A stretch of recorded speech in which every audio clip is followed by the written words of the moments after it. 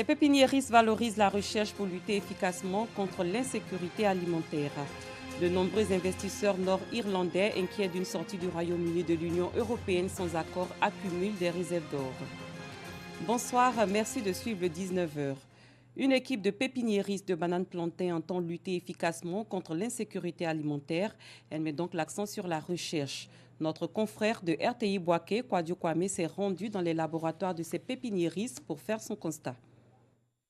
Narcisse Aman, ingénieur agricole, la trentaine révolue, pépiniériste de bananes plantées, installé à Ané-Kwadioko, sous-préfecture d'Aniassoui. Le pépiniériste de bananes, c'est celui qui produit le matériel végétal de bananes plantées en vue de la création d'une plantation pour la production du fruit du plantain. Des apatames de séchage des S-plants à la propagation en passant par les sites d'acclimatation au germoir, Narcisse Aman suit avec grand intérêt l'évolution de son activité qui consiste à produire des plants de qualité de sorte à satisfaire la clientèle afin d'assurer la sécurité alimentaire. Notre activité sur ce site-là est de produire des vivoplants de bananes plantées, qui sont sains, dépourvus de toute maladie, pour répondre aux besoins des plantations des producteurs ivoiriens.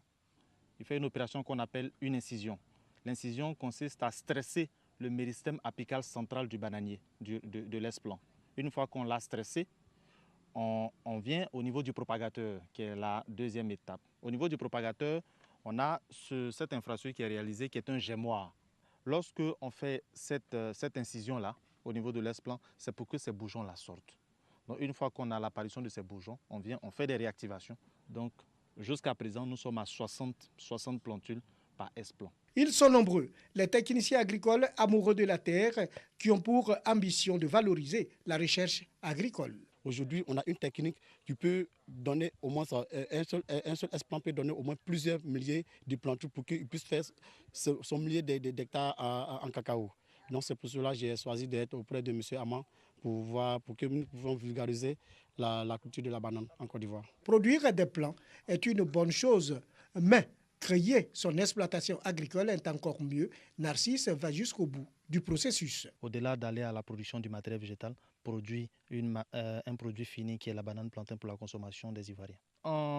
Pour les 4 hectares que nous avons ici, en moyenne, c'est entre 150 et 200 régimes que nous récoltons par semaine, chaque 10 jours. Donc, si on prend en compte un régime moyen dans cette zone qui est de 1250 à 1500, ça nous fait pratiquement entre 300 000 que nous pouvons collecter chaque 10 jours. Narcisse Aman fait des émules. Nous voulons faire au moins une superficie moyenne de 5 hectares. Et ici, je crois que je suis satisfait. Vu le travail qu'il a abattu, vraiment, je suis très content. Les opportunités commerciales décuplent l'appétit du technicien agricole qui n'entend pas s'arrêter en si bon chemin. Cordon 1, Sachi, Big et Benga sont des espèces à développer pour une autre dimension de son affaire. On a fait le cycle universitaire à Yamoussoukro, le cycle ingénieur à Yamoussoukro, mais on a décidé à un moment donné de s'adonner à l'entrepreneuriat. Et je peux assurer à l'ensemble des jeunes Ivoiriens qui sortent des grandes écoles de prendre leur courage à deux mains, de commencer avec les maigres moyens qu'ils ont et de penser grand pour évoluer au fur et à mesure. Pour Narcisse Aman, il est toujours bon de commencer petit, mais de penser grand. Un mot d'économie, les étudiants des universités et grandes écoles ivoiriennes ont pris part récemment à une conférence publique. Elle est initiée par le réseau estudiantin pour la valorisation de l'intellect et du leadership en Afrique. Thème principal, la contribution des jeunes au développement de l'Afrique. Les jeunes Africains ont été invités à prendre toute leur place dans le développement socio-économique du continent. Nous Sangaré, Dangui. Quel rôle doivent jouer les jeunes pour contribuer au développement de l'Afrique? C'est le thème de cette conférence publique à l'intention des étudiants des universités et grandes écoles. Une conférence animée par le professeur Ahmed Chebouni, venu du Maroc. Selon le conférencier, avec plus de 200 millions d'habitants âgés de 15 à 24 ans, l'Afrique a la plus forte population jeune du monde. Et cette jeunesse peut être un atout indispensable pour son développement. C'est pourquoi Il a invité les jeunes Africains à accepter de se faire former. L'Afrique, c'est le continent des jeunes par excellence. Ils ont beaucoup d'opportunités, mais ils ne sont pas, comment dirais-je, formés pour saisir ces opportunités. Donc j'ai insisté ici et surtout le problème d'emploi. Vous savez que sur 12 millions chaque année de jeunes qui arrivent au marché d'emploi, seulement 3 millions qui sont recrutés. Donc il faut déployer beaucoup d'efforts pour intégrer ces jeunes. Donc il faut que les jeunes soient formés, ça veut dire une formation adaptée à la réalité. S'adressant aux États africains, le conférencier les a exhortés à s'impliquer dans la formation de la jeunesse en vue de leur faciliter l'accès au monde des affaires pour leur insertion socio-professionnelle. On est d'accord que l'État ne peut plus recruter. Quand on est né dans le monde rural ou en pleine ville, on n'a pas les mêmes opportunités. L'État doit contribuer à la qualification de ces jeunesses. Et même l'apprentissage, il faut qu'il soit un apprentissage critique d'entrepreneuriat. Cette conférence publique initiée par le REVILA, Réseau estudiantin pour la valorisation de l'intellect et du leadership en Afrique, a eu un écho favorable auprès de la jeunesse estudiantine. La conférence soulignait d'abord que ça nous a fait du bien en tant que jeunes. Ça nous a instruit sur les questions d'entrepreneuriat, de volonté, d'engagement. Et je pense qu'en tant que jeune diplômé, c'est important d'assister à ce genre de conférences pour pouvoir stimuler un peu en nous le potentiel que nous avons. Il était important pour nous d'éveiller la conscience de notre jeunesse à travers l'appui de tous ces universitaires, de tous ces personnalités et de tous les partenaires au développement pour pouvoir changer cette situation de notre jeunesse, pour pouvoir lui donner un espoir nouveau. Autre thème abordé au cours de cette conférence publique, culture africaine, cohabitation pacifique et développement durable. 158 personnes en situation de handicap ont été recrutées par la fonction publique sur 1000 candidats. Le gouvernement s'est engagé à renouveler cet acte en 2019 et 2020. L'information a été donnée avant-hier par le groupement pour l'insertion des élèves et étudiants handicapés physiques de Côte d'Ivoire. Dangui Dangui. Titulaire d'une maîtrise en économie, cet handicapé moteur est très heureux depuis quelques jours. Il est admis à entrer à la fonction publique dans le cadre du recrutement dérogatoire. Ce bonheur est partagé par toute notre famille parce que vous savez, derrière une personne handicapée, c'est toute une famille. Et aussi quand vous êtes une personne handicapée, pour redorer votre image, il faut avoir un emploi. Et lorsque vous avez un emploi, je pense qu'on vous regarde autrement. 158 personnes ont été retenues sur 1000 candidats au recrutement dérogatoire à la fonction publique en 2018. Vu le nombre donné, 158 sur 1000, on ne peut pas recruter tout le monde, on ne peut pas recruter tous les 1000, c'est 158. Donc nous attendons, une nouvelle opération du recrutement dérogatoire où on prendra plus de 300 personnes afin que nous qui n'avons pas pu avoir la chance d'être recrutés en 2018, qu'en cette année 2019, nous puissions faire partie des heureux de ce recrutement dérogatoire à la fonction publique. C'est vrai, le gouvernement ivoirien fait beaucoup pour les personnes en situation de handicap. On fait toujours des plaidoyers et on remercie le gouvernement pour ce qui a été déjà fait.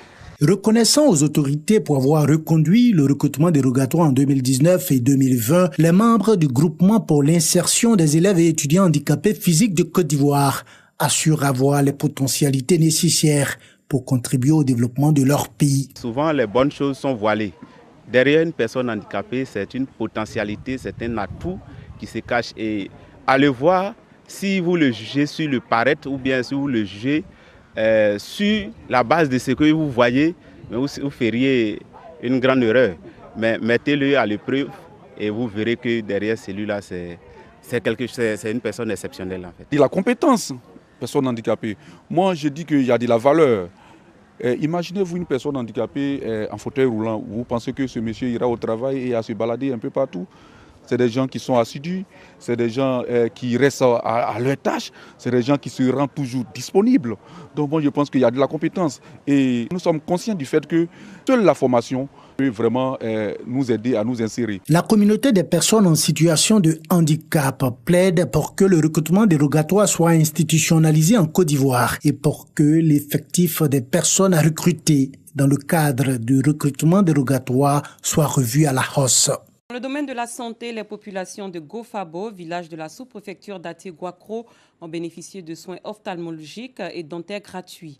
C'est une action du district autonome de Yamoussoukro en collaboration avec l'ONG CN Smile et l'artiste chanteuse Kajanine. Djeneba Ouattara, Soro Corona.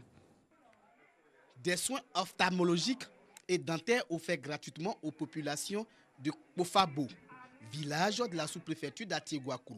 Une activité qui s'inscrit dans le cadre des journées médicales gratuites au profit des populations de la ville de Yamoussoukro et des villages environnants.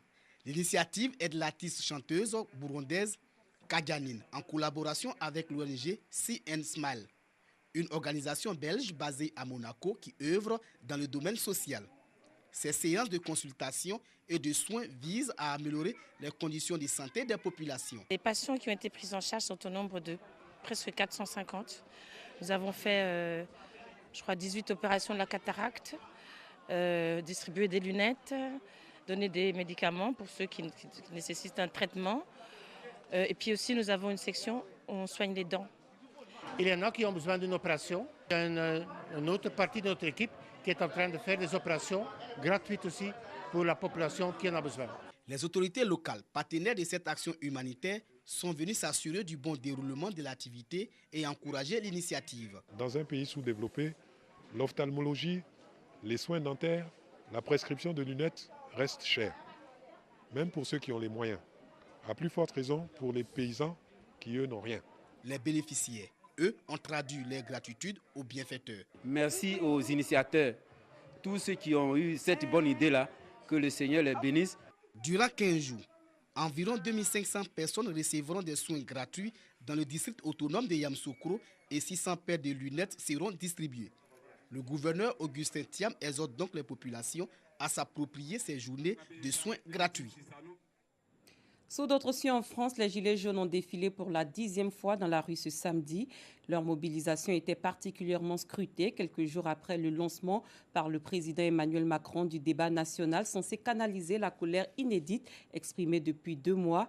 Au total, quelques 27 000 Gilets jaunes manifestaient aujourd'hui en France à 14h heure locale, dont 7 000 à Paris.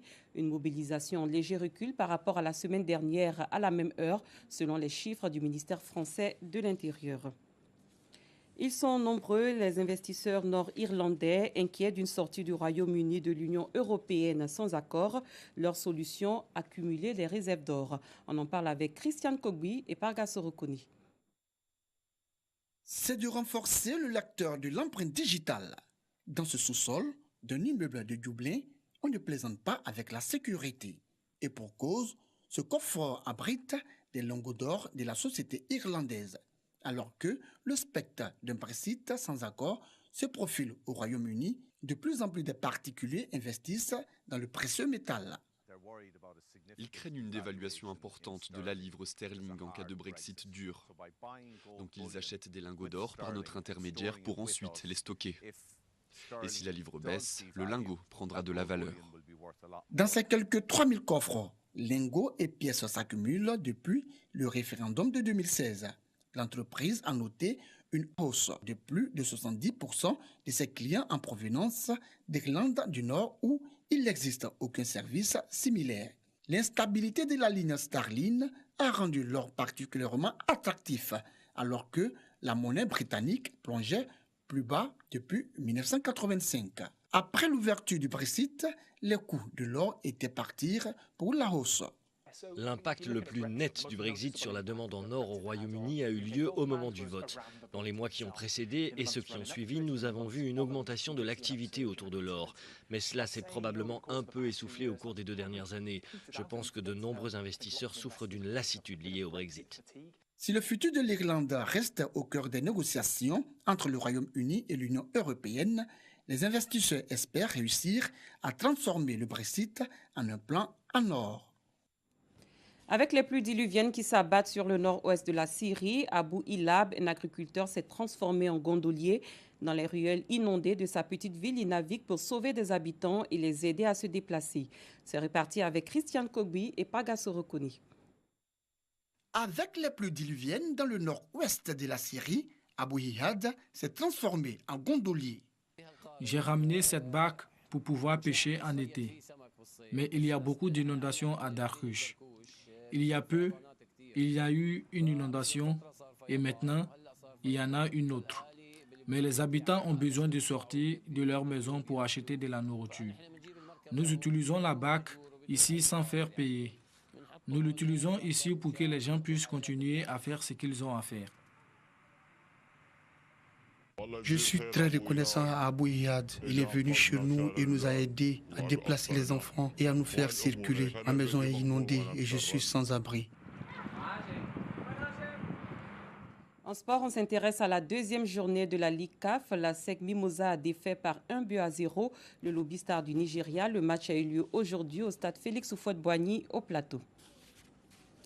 Fin de ce 19h. Merci de l'avoir suivi. Très bonne soirée. Je vous retrouve demain.